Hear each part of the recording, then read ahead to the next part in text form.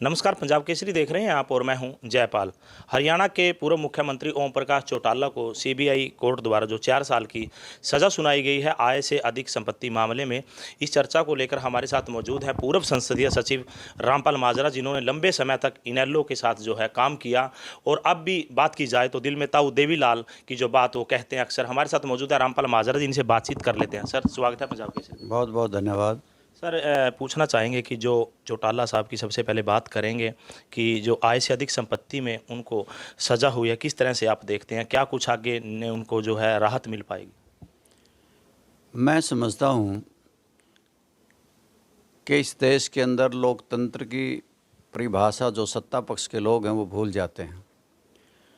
जो कांग्रेस पार्टी के वक्त में जो ओम प्रकाश चौटाला पे मुकदमे सीबीआई ने बनाए, ईडी ने बनाए, वो दुर्भावनापूर्वक बनाए गए थे। और इसी प्रकार से आज भी भारतीय जनता पार्टी भी कांग्रेस के नक्शे कदम पे चल रही है। जहां विपक्ष की आवाज़ को दबाने के लिए पहले जो हथकंडे कांग्रेस अपनाती थी, आज वही भारतीय जनता पार्टी अपना रही।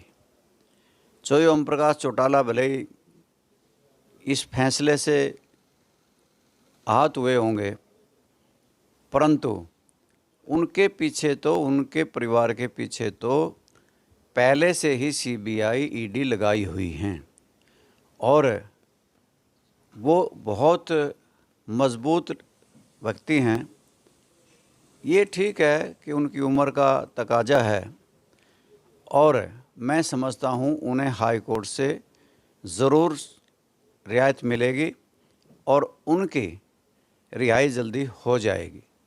और इस प्रकार से कि भारतीय जनता पार्टी ने भी जम्मू कश्मीर के पूर्व मुख्यमंत्री फारूक अब्दुल्ला को ईडी ने नोटिस दिया है। बिहार के मुख्यमंत्री मुलायम सिंह यादव के ठिकानों पर 18 जगह अभी छापे पड़े हैं। कार्ति चिदम्बरम के 13 ठिकानों पर अब भी सीबीआई की रेड हुई है। मायावती पर भी केस दर्ज हैं। किसानों के नेता, हमारे पड़ोसी राज्य के रहे मुख्यमंत्री प्रकाश सिंह बादल पे भी इसी प्रकार से कार्रवाई इनकी जारी रहती है। जो लोग सत्ता के खिलाफ बोलते हैं, इनकी कमियों को उजागर करते हैं, ये प्राय उनसे दुखी होकर के बदले की भावना से इस तरह का काम लोकतंत्र में करते हैं और लोकतंत्र इनको फिर माफ़ जनता नहीं करती। बिल्कुल सर, आपने आवाज़ उठाने की बात की कि जो विपक्ष के लोग हैं या अगर उनकी पार्टी के खिलाफ कोई आवाज़ उठाते तो उनको दबाने की कोशिश की जाती है। परंतु सांसद रोहतक से जो अरविंद शर्मा है, उनकी बात की जाए, वो भाजपा पार्टी से ही हैं और कई दिनों से इन सुर्खियों में भी बने हुए हैं, क्योंकि हरियाणा में इस समय जो भ्रष्टाचार का जो मुद्दा चल रहा है उसको लेकर सीएम पर भी कहीं ना कहीं उन्होंने टिप्पणी की है। उसको लेकर क्या कुछ कहना चाहेंगे? आपको पता है, जब से भारतीय जनता पार्टी की दूसरी समय की सरकार बनी है, ये भारतीय जनता पार्टी और जजपा के गठबंधन की सरकार नहीं है, ठगबंधन की सरकार है। तभी से यहाँ पर रजिस्ट्री घोटाले हुए हैं, चावल घोटाला हुआ है, शराब घोटाला हुआ है, पेपर लीक घोटाला हुआ है, एचपीएससी में 3 करोड़ रुपये पकड़े गए हैं। आपके सामने है कि किस प्रकार से डीटीपी के कार्यालय में करनाल में 3 करोड़ रुपये पकड़े गए और फरीदाबाद के म्यूनसिपल कौंसिल में भी 200 करोड़ का घोटाला हुआ। अरविंद शर्मा जी सांसद रोहतक ने अपनी आवाज़ बुलंद करते हुए अमृत योजना के 350 करोड़ रुपये रोहतक में आए थे, उनका लेखा जोखा मांगा। और मैं ये मानता हूँ कि उन्होंने अपनी अंतरात्मा की आवाज़ से भारतीय जनता पार्टी को ललकारा और अपनी बात मुख्यमंत्री के सामने रखी। उसका जवाब तो कोई मुख्यमंत्री दे नहीं सके, परंतु उन्होंने बहुत अच्छा कहा कि ये सरकार सबूत मिटाने की माहिर है और घोटाले दबाने की माहिर है। और आप ये मान के चलना कि पैरावर गांव की ज़मीन जो गौड़ ब्राह्मण संस्था को दी गई थी, उसमें ब्राह्मण समाज की जीत होगी।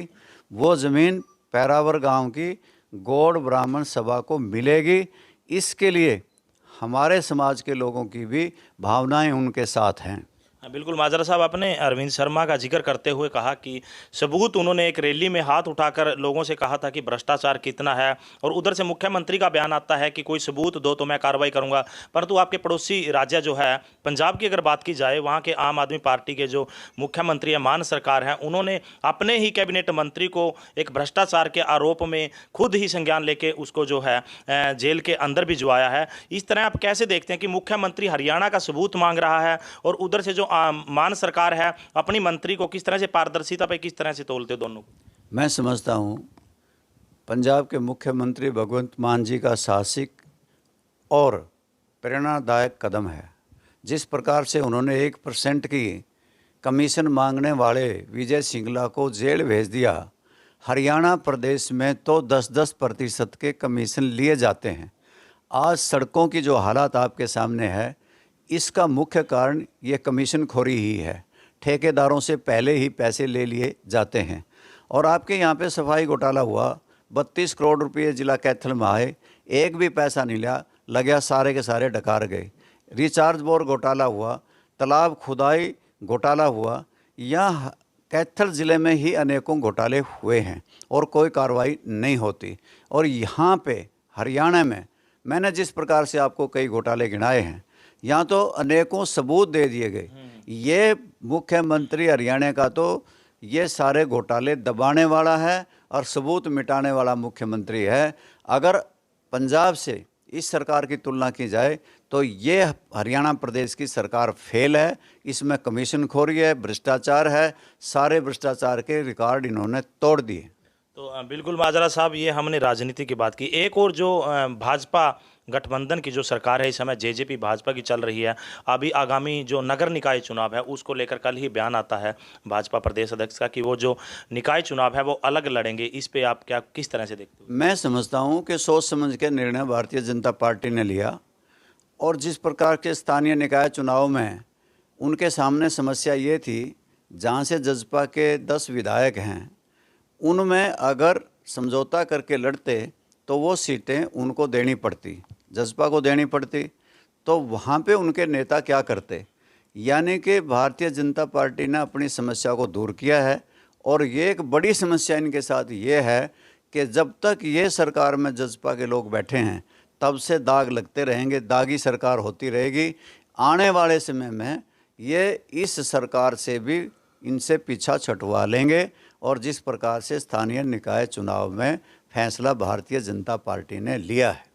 तो माजरा साहब, हम देख रहे हैं कि आप लगातार हल्के में जा रहे हो, आपके प्रोग्राम जो चल रहे हैं, उधर से आपने भाजपा को जो है इस्तीफा दे दिया था किसान समर्थन जो आंदोलन में। तो इस समय आपके जो प्रदर्शन, जो आपकी रैलियां जो चल रही हैं, जो आपके गांव में जो दौरे चल रहे हैं, उनको किस तरह से देखा जाए? क्योंकि अभी आप किसी भी पार्टी में शामिल नहीं हैं, क्या कुछ आपकी रणनीति है भविष्य में? ये लोग तो भारतीय जनता पार्टी और जेजेपी के कहते हैं सुशासन है, मैं समझता हूँ ये कुशासन है। ये लुटेरों का गिरोह है, इससे जनता दुखी है। आप देखेंगे रक्षक ही भक्षक बन गए हैं, बाढ़ खेत को खाती है। आज दरिया के किनारे खुद पानी चूस के बिजली खंभे चाट गए हैं। आज हरियाणा प्रदेश में अस्पताल तो हैं, डॉक्टर नहीं, डॉक्टर हैं तो दवाइयाँ नहीं। आज स्कूल हैं तो मास्टर नहीं, मास्टर हैं तो किताबें नहीं। आज जल घर हैं तो जल नहीं। आज हरियाणा प्रदेश में सड़कें हैं परंतु गड्ढे हैं। आज बसों का किराया बढ़ जाता है परंतु बसों का किराया बढ़ने पर भी बसें उपलब्ध नहीं हैं। आज हरियाणा प्रदेश के लोग त्राई त्राई कर रहे इस बात से कि पेट्रोल के, डीजल के, रसोई गैस के दाम निरंतर बढ़ते हैं। सरिया, रोड़ी, बजरी, सीमेंट सबके दाम आसमान को छू रहे हैं। बिजली की दरें बढ़ाई जा रही हैं और बिजली है नहीं, बिजली गुल है, बिजली के बिल फुल हैं। हमारे थर्मल पावर स्टेशन बंद हैं और बिजली कई बार से मोल लेकर के दी जा रही है, जिसकी वजह से लोगों को बिजली मिल नहीं रही। आज ट्यूबवेल कनेक्शन देने की भी बड़ी भारी समस्या पैदा कर दी है। आज 80,000 दरखास्तें किसानों की लंबित हैं। उन पे तरह तरह की शर्तें लगाई जा रही हैं कि कोठा बनाओ, भूमिगत पाइपलाइन बिछाओ, फव्वारा सिस्टम लागू करो। सारे सिस्टम लागू करने के बावजूद भी किसानों को कनेक्शन नहीं दिए जा रहे।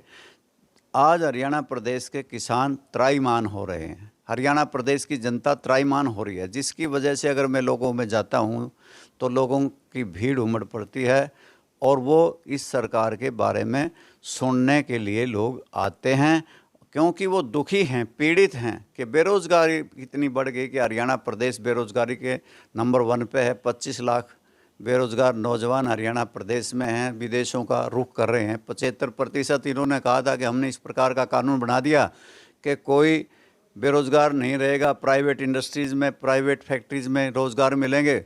उसके भी कोई एक भी व्यक्ति को, हरियाणा प्रदेश के नौजवान को नौकरी नहीं मिली।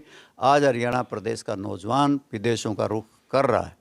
और मैं ये मान के चलता हूँ कि गांव-गांव में पहुँचने से पता लगता है कि इन्होंने 2.5 साल में हरियाणा प्रदेश में एक भी ईंट नहीं लगाई और हरियाणा प्रदेश के लोगों के सिर के ऊपर 2,43,000 करोड़ रुपए का कर्जा सरकार ने ले लिया कि सरकार कर्जदार हो गई, हरियाणा प्रदेश के लोग कर्जदार हो रहे हैं और विकास ठप पड़ा है।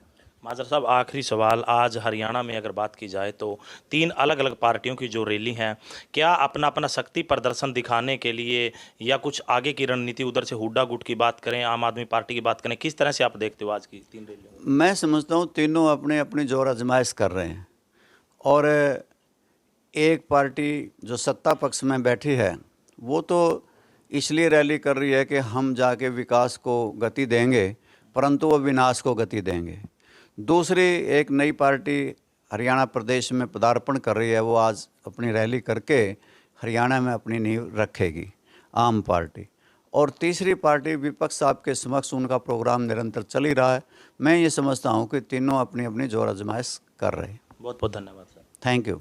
तो ये थे पूर्व संसदीय सचिव रामपाल माजरा, जिन्होंने हमारे साथ जो राजनीति की जो चर्चाएं इस समय हरियाणा में चल रही हैं, तो चाहे वो ओम प्रकाश चौटाला की हो, निकाय चुनाव को लेकर हो, भ्रष्टाचार को लेकर हो, तमाम मुद्दों पर हमारे साथ बातचीत की। पंजाब केसरी से कैथल से जयपाल, रसूलपुर। हमसे जुड़े रहने के लिए हमारे YouTube चैनल को सब्सक्राइब करें और नई वीडियो की नोटिफिकेशन के लिए बेल आइकॉन को दबाएं। अगर आप ये वीडियो Facebook पर देख रहे हैं तो लाइक जरूर करें और ज्यादा से ज्यादा शेयर करें। धन्यवाद।